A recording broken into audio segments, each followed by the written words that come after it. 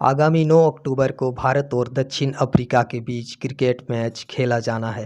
रांची के JSCA stadium में होने वाले मैच का क्रिकेट प्रेमी बेसब्री से इंतजार कर रहे हैं। तस्वीर में दिख रहे इस परिवार को भी भारत और दक्षिण अफ्रीका के बीच क्रिकेट मैच का इंतजार है। रायसिंह मुंडा का यह परिवार घुंघू पत्ते की टोपी बनाता है।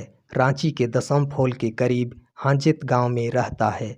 इन्हें 9 अक्टूबर को जेएससीए स्टेडियम के बाहर घुंघू पत्ते की टोपी बेचना है। रायसिंह मुंडा के परिवार के लिए रांची का जेएससीए स्टेडियम बेहद खास रहा है।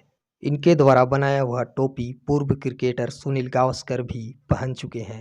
बात तब 19 नवंबर 2021 की है। जेएससीए स्टेडियम में भारत और न्यूजीलैंड के बीच टी20 मैच खेला जा रहा था। स्टेडियम के बाहर रायसिंह मुंडा की बेटी हेमा मुंडा पिता और भाई के साथ घुंघू पत्ते की टोपी बेच रही थी। जेएससीए के अजय नाथ शाहदेव इस पारंपरिक टोपी को देखकर बेहद प्रभावित हुए। अजय नाथ शाहदेव ने घुंघू पत्ते की टोपी खरीद लिया। मैच के सिलसिले में जेएससीए स्टेडियम पहुंचे पूर्व क्रिकेटर सुनील गावस्कर को यह टोपी पहनाकर स्वागत किए थे। दूसरे दिन रांची के अखबार में यह खबर छपी तब यह परिवार बेहद खुश था। एक बार फिर यह परिवार 9 अक्टूबर को जेएससीए स्टेडियम में होने वाले मैच को लेकर बेहद खुश है। जोहार जोहार। 9 अक्टूबर को भारत और साउथ अफ्रीका के बीच मैच खेला जाना है, वही उसी की तैयारी में है। अच्छा, तो क्या रेट रखते हैं इस टोपी का? इसका एक टोपी का कीमत है 100 रुपये। अच्छा, तो पिछला बार पूरा टोपी बिक गया था ना? पूरा टोपी बिक गया था। पिछला बार जब भारत और न्यूजीलैंड के बीच मैच चल रहा था तो आप लोग बाहर में टोपी बेच रहे थे। आप थे, आपकी बेटी थी और आपका लड़का था जी। तो कैसे वहाँ के जेएससीए के उपाध्यक्ष अजय नाथ शाहदेव जी कैसे आप लोगों पर नज़र किए, क्या बोले आके? हम लोग तो पहले घूम घूम के बेच रहे थे। अच्छा, तो इसको भी टोपी पर नज़र पड़ा। हाँ, और बुलाया कि आप लोग क्या टोपी बेच रहे हैं? हाँ सर टोपी बेच रहे हैं। तो उसको भी बहुत अच्छा लगा। अब अंदर जाके बुलाया कि तो अपने भी टोपी लिया। उस टोपी से क्रिकेटर जो सुनील गावस्कर है, हाँ, उसको भी इस टोपी से सम्मानित किया गया और वो भी हेमा मुंडा को बहुत ही सहारा, बहुत खुश हुए। अच्छा। और उसने बोला कि आपका टोपी न्यूजीलैंड चला गया। इस तरह से बहुत हम लोग को शाबाशी भी दिया। अच्छा, तो इस बार भी ले जाने की सोच रहे हैं आप लोग भी? जी, इस बार भी हम लोग सोच रहे हैं कि इस बार भी ले जाएंगे। अच्छा, कहाँ से लाते हैं ये पत्ता, कहाँ से लाते हैं? ये हम लोग लाते हैं, जंगल से लाते हैं। इसका लतर होता है, लरंग होता है, उसी को पत्ता को हम लोग तोड़ के लाते हैं। आज भी मैं सुबह गया था और अभी टोपी बना रहे हैं। तो आप घुंघू पत्ते की टोपी बनाते हैं, इसके अलावा आप क्या करते हैं? ये पार्ट टाइम है मेरा। नहीं तो मैं पारा टीचर, विशेष से मैं पारा टीचर हूँ। ये पार्ट टाइम करते हैं।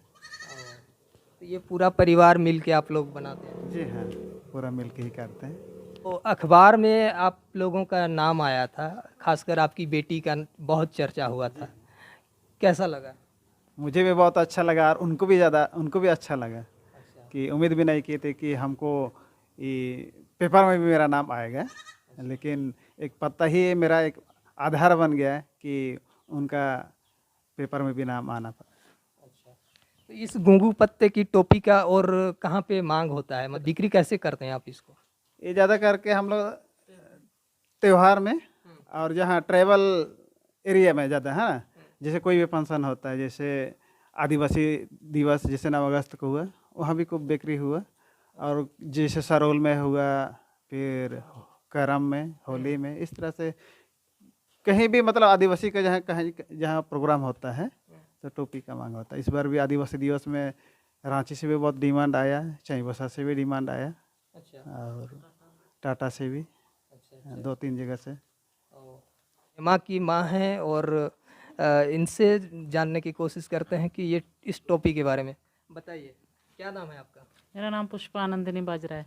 अच्छा, जब हमारे पूर्वज मतलब सभ्यता का विकास नहीं हुआ था, उस समय उनको भी बारिश से बचने की आवश्यकता पड़ती थी, तो उनके दिमाग में आया कि हमको बचना है।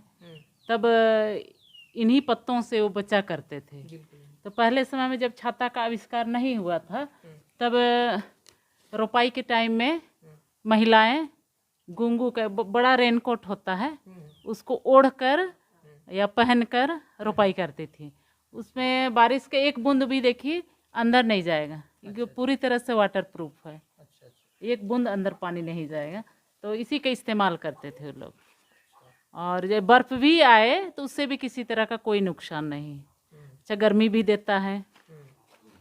उस जब रोपाई के टाइम में बारिश आता है तो ठंडा लगता है, लेकिन इसको पहन के अगर रोपाई करते हैं तो गर्मी महसूस होता है, ठंडा नहीं लगता है। बाहर से कोई अतिथि आते हैं तो एक संस्कृति पर मतलब एक क्या बोलेंगे, जब भी कोई बाहर से आते हैं तो पहला मेहमानों को स्वागत करने का ये एक जरिया था उस टाइम।